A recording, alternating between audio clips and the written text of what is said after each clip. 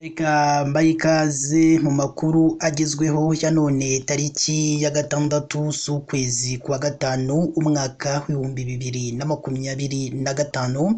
N'ayahe makuru agezweho? Turahirwa Moses yashinjwe gucuruza urumogi asuka amarira mu rukiko. Naho muri Kenya batatu bamaze gutabwa muri yombi bazira gutera perezida wa Kenya William Ruto urukweto ubwo yari ari imbere y'abaturage. Tshisekedi yiyamye abamushinja gushaka kugurisha Amerika umutungo wa RDC. Ngayo rero amakuru uyu munsi twabateguriye, turaje tuyarambure mu kanya gato. Mbere na mbere rero nuko mwareba munsi y'aya makuru murabona ijambo subscribe cyangwa se abone, mukandeho n'akazugira kaza nako nimugasige nako mugakandeho. Icyo gihe muzamushimagiye yuko mugiye kujya mu ba mbere mu kubona amakuru ndetse n'ibiganiro tugenda dutambutsa.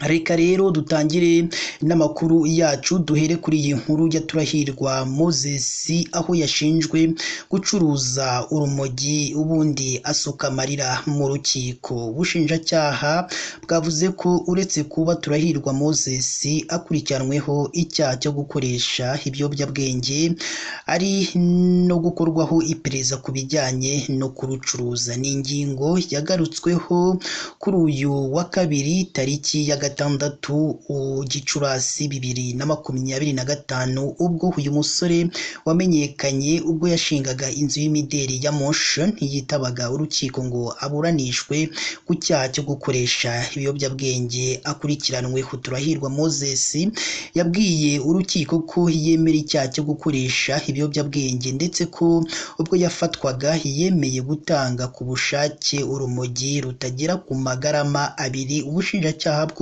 bwavuze ko yafatanwe udupfunyika 13 tw'urumogi. Ubushinjacyaha bwamusabiye gufungwa by'agateganyo kuko mu byaha bumukurikiranyeho harimo n'icyo kurucuruza urumogi kigikorwaho iperereza. Turahirwa Moses yahawe ijambo ngo yisobanure ku bivugwa n'ubushinjacyaha. Kuvuga biramunanira ahubwo atangira kurira, ariko umucamanza musaba gutuza akisobanura ku byo aregwa. Ku bijyanye no gutunda ibiyobyabwenge, umushinjacyaha yavuze ko bishimangirwa no kuba mu ibazwa rye Turahirwa Moses yariyemereye ko ibyo biyobyabwenge yabifatanwe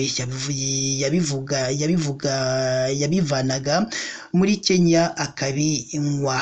Ku bijyanye no kubika ibiyobyabwenge bishimangirwa no kuba yaremeye ko yafatanwe urumogi nubwo atemera ingano y'urwo yafatanwe. Umushinjacyaha yagaragaje ko inyandiko y'abagenzacyaha bakoze iperereza n'iyifatira yerekanye ko yafatanwe udupfunyika 13 tw'urumogi. Yibukije urukiko ko Turahirwa Moses atari ubwa mbere akurikiranweho iki cyaha kuko yaherukaga kugihamwa n'urukiko rwisumbuye rwa Nyarugenge asaba ko yafungurwa by'agateganyo mu gihe iperereza rigikomeje. Naho mu gihugu cya Kenya bikomeje kuba bibi cyane aho batatu bateye urukweto perezida Ruto William bamaze gutabwa muri yombi.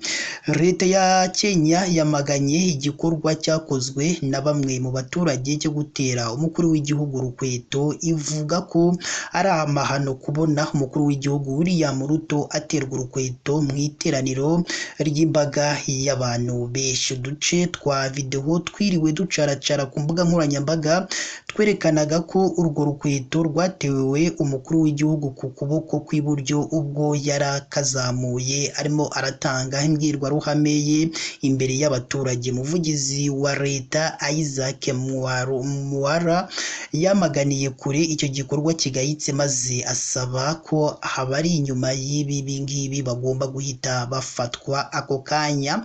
Abinyujije ku rukuta rwe rwa X yasabye ko urwego rw'umukuru w'igihugu rwubahirizwa, agira ati byagenda bite mu gihe twese twaba dutangiye gutera inkweto? Ni izihe ndangagaciro turimo turigisha abana bacu? Ibinyamakuru byo muri Kenya bivuga ko abantu batatu kuri ubu aribo bamaze gutabwa muri yombi n'inzego z'umutekano nyuma y'uko ibyo bimaze kuba, ariko igipolisi cy'iki gihugu ntacyo kiratangaza. Bamwe mu bagize inteko ishinga amategeko nabo banenze iki gikorwa cyo gutera urukweto umukuru w'igihugu, bikagaragara nko kumwubahuka no kuba umutekano w'umukuru w'igihugu uba udacunzwe neza. Denis Itumbi, umuyobozi mu biro by'umukuru w'igihugu, yavuze ko ibyabaye ari akantu kitayemo gusa, bivuze ko byabaye nk'impanuka. Ku rukuta rwe rwa Facebook yashyizeho video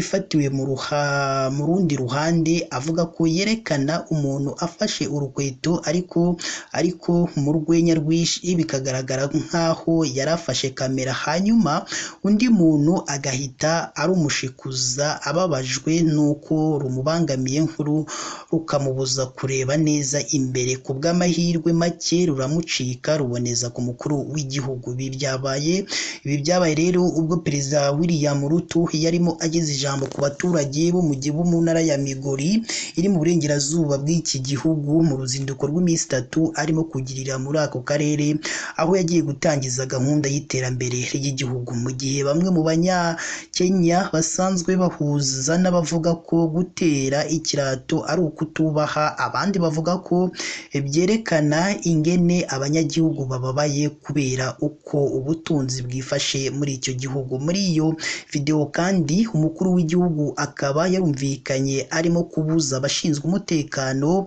guhungabanya abaturage no kubatera ubwoba barimo bashaka umuntu wateye urwo rukweto. Umudepite mu nteko ishinga amategeko ukomoka mu ishyaka ry'umukuru w'igihugu Nelson ku cyumweru yavuze ko ibyabaye ari igitutsi kuri demokarasi, yongeraho ko ibyabaye atari ibyo gukinishwa. Yagize ati, mwibaze urwo rukweto iyo ruza kuba ari igisasu, abantu bagira ibyo bakinisha, bo bakinisha ubuzima bw'umukuru w'igihugu. Ni agasuzuguro cyane kubahuka umukuru w'igihugu ugakuramo urukweto ukarumutera. Urwo rukweto rutewe umukuru w'igihugu mu gihe nanone hari hamaze iminsi hari urwikekwe ku mutekano w'abayobozi, aho mu cyumweru gishize abantu bitwaje intwaro bari ku ipikipiki barasiraga umudepite mu murwa mukuru wa Nairobi, nawe ahita abura ubuzima. Naho muri Repubulika Iharanira Demokarasi ya Kongo, Tshisekedi yiyamye abamushinja gushaka kugurisha Amerika umutungo wa RDC. Perezida wa Repubulika Iharanira Demokarasi ya Kongo Felix Antoine Tshisekedi yiyamye abamushinja umugambi wo kugurisha Leta Zunze Ubumwe za Amerika umutungo kamere w'iki gihugu. Muri Gashyantare umwaka w'2025 nibwo Tshisekedi yatangiye kwegera Amerika kugira ngo bagirane aya masezerano atavugwaho rumwe mu rwego rwo kugira ngo imufashe kugarura amahoro n'umutekano muri RDC. Tshisekedi yemereye sosiyete y'Abanyamerika gucukura amabuye y'agaciro ndetse no kuyatunganya. Amerika nayo imusubiza ko yemera iki cyifuzo mu nyungu z'impande zombi. Kuri uyu wa 5 Gicurasi, Tshisekedi ubwo yagezaga ku Banyekongo ijambo rirebana n'umunsi mpuzamahanga w'ubwisanzure bw'itangazamakuru, yavuze ko adashobora guceceka mu gihe ibinyamakuru bitangaza ibinyoma ku masezerano RDC na Amerika biri kunoza. Ati, kugira ngo numvikanishe ingingo yanjye ntabwo nakomeza guceceka kubera ibinyamakuru byinshi bikomeza gutangaza ibinyoma ku bufatanye bukomeye buri kunozwa hagati ya RDC na Amerika bujyanye no gutunganya amabuye y'agaciro y'ingenzi yacu. Tshisekedi yavuze ko aya makuru ari mu rwego rw'ubukangurambaga bugamije guca intege ubukungu bwa RDC no kugira ngo iki gihugu kinanirwe kugaragara ku ruhando mpuzamahanga. Ati, ndagira ngo shimangire nk'uko nahoze mbivuga ko ntazigera ngurisha ubutunzi bwa RDC, nabirahiriye imbere y'igihugu kandi nzabishimangira kugeza ku iherezo. Amasezerano Amerika iteganya kugirana na RDC ari mu mushinga mugari wo kwifatanya n'akarere ka Afurika y'ibiyaga bigari mu bikorwa by'iterambere hagamijwe inyungu z'impande zose.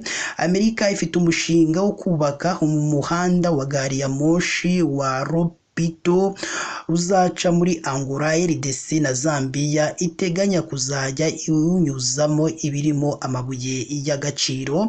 Ngayo nguko rero amakuru yaragezweho aka kanya, reka tuze kuza kubarakira andi makuru mu kanya kaza kuza kukurikira.